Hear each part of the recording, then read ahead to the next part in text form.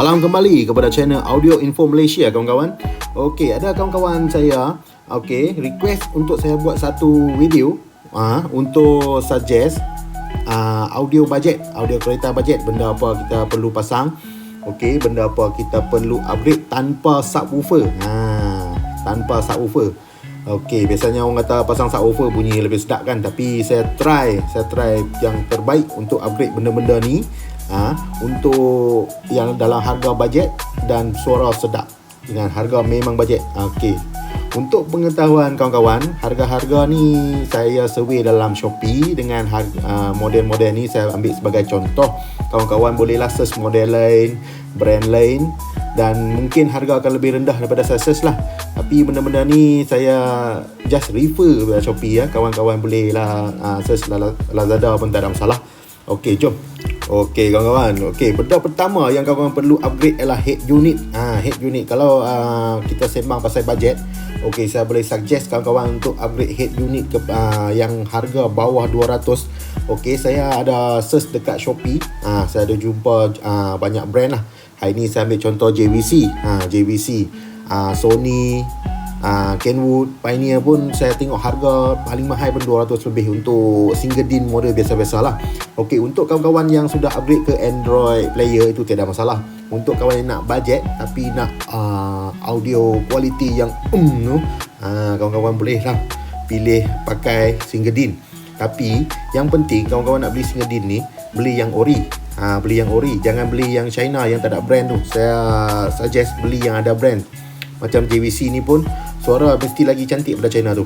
Okey, kenapa kita kena upgrade head unit? Head unit adalah benda yang paling penting dalam sistem audio kereta. Kawan-kawan mesti ingat, head unit adalah benda yang paling penting sebab dia duduk number 1. Kita nak play lagu daripada pendrive ke Bluetooth ke apa semua, dia akan masuk head unit dulu, baru dia bagi signal tu dekat power amp apa semua. Okey, kalau head unit tak bagus kawan-kawan, saya berani garanti kawan-kawan pasang itu power amp bagus, speaker bagus, suara tak akan cantik kawan-kawan. Saya garanti lah mesti tak cantik. Kalau head unit bagus, cantik, okey, kita pasang power amp biasa-biasa, speaker biasa-biasa pun suara mesti lebih cantik. Saya garanti benda ni kawan.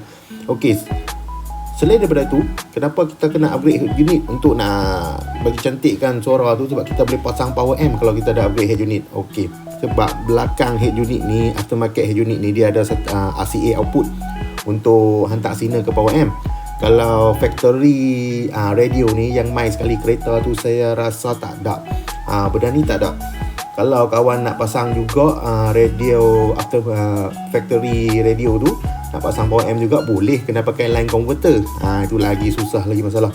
Kawan-kawan upgrade je head unit, mesti suara lebih cantik. Nak pasang power amp pun boleh, harga bawah 200, mesti budget. Okey, yang kedua pula kawan-kawan, untuk audio system budget, kalau kita nak bagi suara sedap tu, kita kena pasang tweeter kawan-kawan. Untuk kereta yang tak ada tweeter, kita kena tambah tweeter untuk suara tu jelas, clear, automatik akan dengar lagi sedap daripada tak ada tweeter.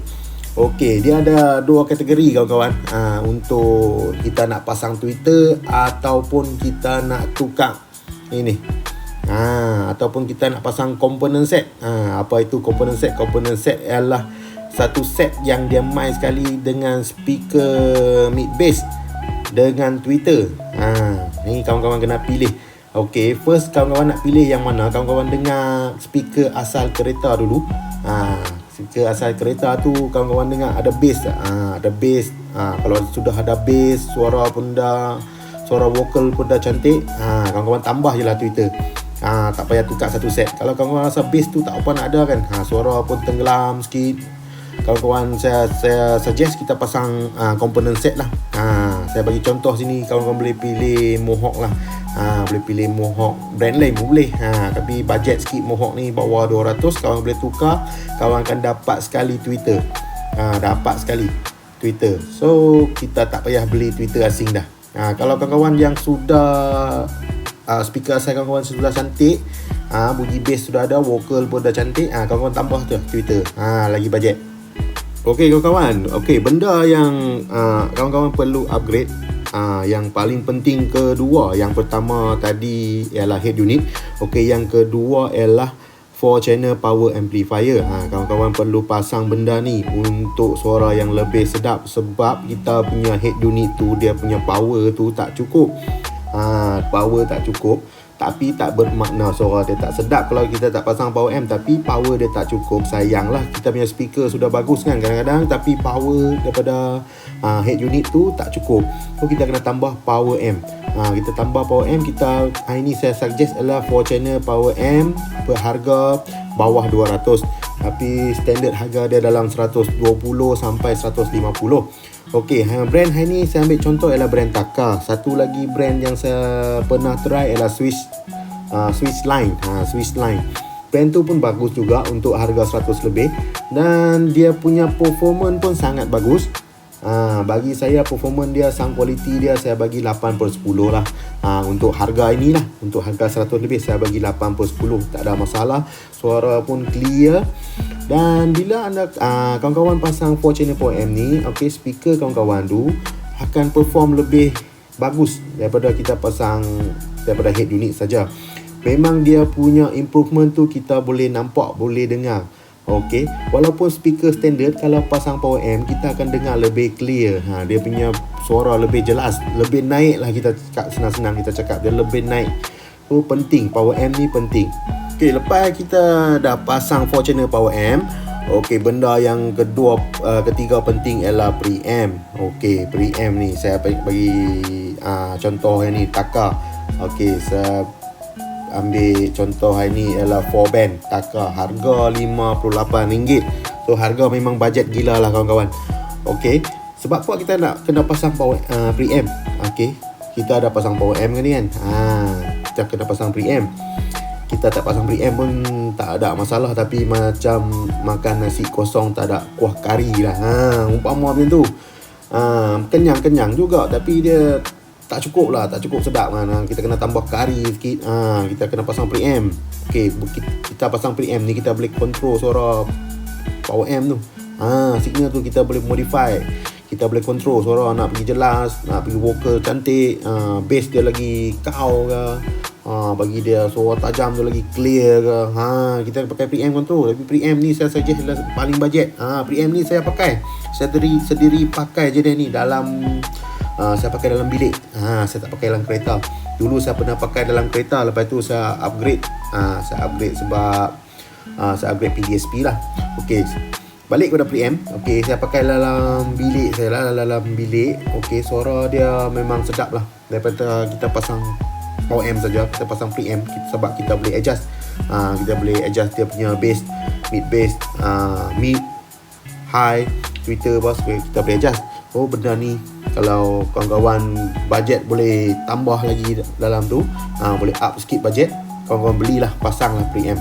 Memang ketara, nampak beza dia. Pasang power amp pun dah cantik, pasang preamp lagi cantik. Macam makan nasi kandang ada kuah ayam goreng. Macam tu. Okey, benda paling last sekali kawan-kawan ialah soundproof. Kalau kawan-kawan pasang soundproof ni, dekat pintu. Yang penting kawan-kawan pasang dekat pintu. Soundproof ni. Okey, kita punya soundproof budget hari ni saya pilih 3M. Brand 3M. Satu keping dalam RM20 lah. Keping dalam RM20.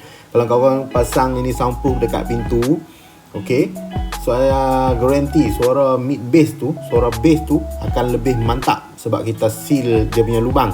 Kita pasang dekat ni, tengok ni. Pintu kita ada lubang kan. Ni. Kita kena tutup lubang-lubang ni. Kita kena tutup sebab nak bagi dia punya mid bass tu mantap. Tapi brand 3M ni taklah mahal, keping dalam RM20. So dalam satu pintu saya pasang ni 2 keping pun sudah cukup. Satu pintu 2 keping. So satu biji kereta 4 pintu dalam 8 keping lah. Ini 3M paling bajet harga. Ada yang lagi lebih murah pada brand 3M. Saya pernah try tapi dia tak apa nak lekat sangat kawan-kawan. Brand ni paling kira bajet ni paling bagus lah untuk 3M. Bila kawan-kawan pasang dekat pintu kan, okey, kawan-kawan belah dalam, kawan tengok dalam lubang tu, belah dalam pun kena pasang. Okey, kita pasang belah dalam, lepas tu kita seal belah luar ni. Kita pasang belah luar lubang ni. Kita tutup lubang-lubang ni. Garanti mid bass akan lebih cantik, suara akan lebih naik dan kereta akan lebih senyap lah sebab suara luar tak boleh masuk kan. satu lagi, bila kita pasang soundproof ni, bila ada bass pun masuk kan, kita punya pintu tu tak boleh vibrate tau. Kalau tak ada soundproof ni, kemungkinan besar keping pintu ni belah luar ni dia akan vibrate. Bila vibrate, dia akan buatkan ada second frekuensi. Dia akan buat satu frekuensi lagi baru. Okey, frekuensi tu akan berlawan dengan frekuensi speaker. So suara dia akan tak sedap lah. Kalau kawan sudah pasang soundproof ni, okey, kita boleh menghindari lah daripada masalah itu. Dan mid bass garanti mantap. Okey, setelah kawan-kawan dah pasang semua benda yang saya suggest tu, tanpa subwoofer, saya garanti suara akan lebih sedap. Syahdu kawan-kawan, syahdu. Video kita sudah sampai penghujung kawan-kawan.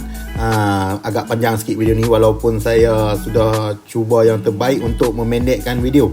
Okey, saya berharap kawan-kawan dapat membelilah atau memilihlah audio system budget kawan-kawan. Saya berharap kawan-kawan semua happy dengan pilihan kawan-kawan. Okey, kalau suka video ni, saya berharap kawan-kawan like, share and subscribe lah video saya. Saya terima kasih kawan-kawan sebab memberi semangat saya untuk meneruskan video seterusnya lah. Terima kasih kawan-kawan.